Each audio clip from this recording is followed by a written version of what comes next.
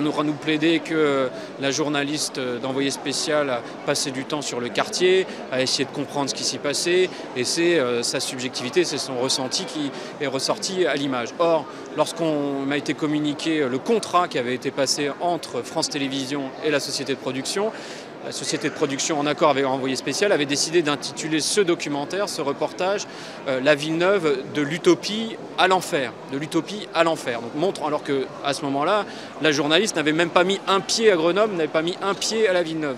Les habitants qui ont accepté de la rencontrer, c'est pas mon cas à moi, je ne l'ai jamais rencontrée, estiment qu'ils ont été trahis et que leur parole n'a pas été retranscrite telle qu'ils avaient pu le dire, et qu'effectivement au montage il n'y a que ce qui pouvait être à charge contre le quartier qui avait été retenu, alors que c'était plus nuancé ce qui était dit. Il ne s'agit pas de faire dire qu'on habite une cité radieuse, hein, mais la réalité est beaucoup plus nuancée que ce reportage qui ne retient que des aspects négatifs du quartier. On ne va pas se raconter d'histoire, Villeneuve n'est pas un quartier tout rose, il s'y passe des choses compliquées. C'est pas pour rien que c'est une ZSP.